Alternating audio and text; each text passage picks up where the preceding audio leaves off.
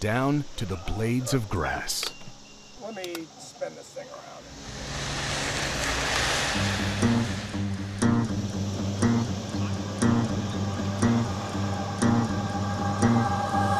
My name is Blake Hare. I'm the director of grounds, and my role is basically taking care of anything outside the roof line of the building. You know, snow plowing, mowing the fields, painting, painting parking lots. Anything outside that you have to do, we're doing. So I have a staff of 3 people and 1 summer intern that assists me with getting all this stuff done, and we're busy. Upkeep for the Jets' massive live practice surface is a 24/7, 365 operation. And with the Eagles in town, the stress on the turf has doubled. I didn't really know what to expect. I just knew it was going to be more bodies. This is the first time we've had the opportunity to host another team here and get that experience. So there were some concerns, especially with getting 5 inches of rain with, what was it, Henry came in town about 2 days before these guys showed up. So our fields are primarily made up of Kentucky bluegrass and perennial rye.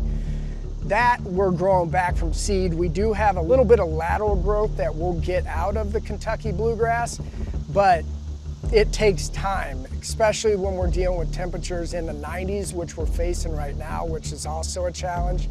So we've gotten all this rain on the front side, and then we're backing it up with all this heat on the back side. It's a challenge. And then you add 85 more guys.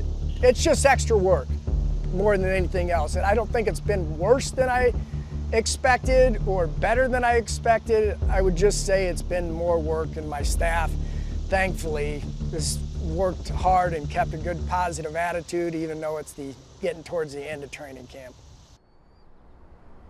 Keeping Florham Park green is an art and a science that's been studied for a long time. All of us, or most of us, went to school for this.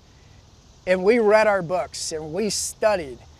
But there's no book necessarily on managing 365-pound Mackay Becton and the damage he can do to a grass and how you respond to that. There's experience, and sometimes you don't necessarily have that experience. A few years back when Detroit had a team in town, I'd reached out to my counterpart there, Charlie Coffin. How'd that work for you with cool season grass? How did you respond? How did you bounce back?